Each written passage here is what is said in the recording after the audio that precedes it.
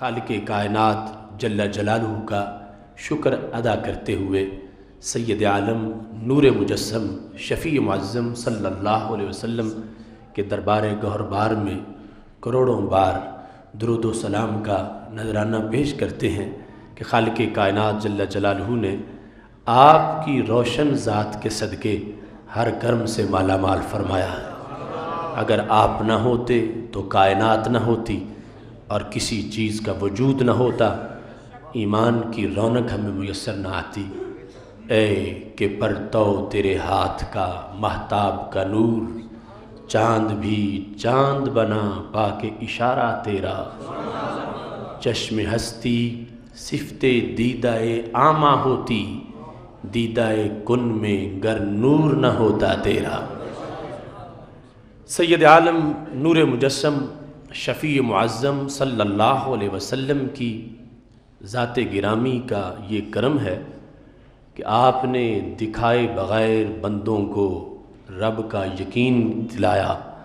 اور خالق کائنات جل جلالہ کی توحید یوں سمجھائی کہ جو پاس بیٹھنے والے تھے انہوں نے آپ کا چہرہ پر نور دیکھا اور انہیں رب کے ایک ہونے کا پتہ چل گیا۔ رخ جیسے آئینے میں مصور سجا ہوا، ماتھے کی ہر لکیر پہ قرآن لکھا ہوا، آواز جیسے نغمہ فطرت چھڑا ہوا، آغوش جیسے ہو در کعبہ کھلا ہوا، کانپے جلال عرش مزاج حلیم سے، جنت کو رہ جائے قد مستقیم سے۔ دیکھنے والوں کو یوں مسرور کیا کہ انہوں نے رخ زیبا کو دیکھا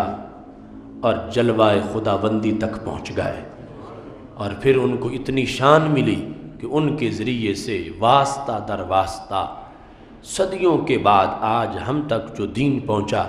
تو اس میں بھی اتنی کشش، اتنی لذت اور اتنی چمک موجود ہے کہ آج بھی ہر دل یہی کہہ رہا ہے چمک تجھ سے پاتے ہیں سب پانے والے، میرا دل بھی چمکا دے چمکانے والے۔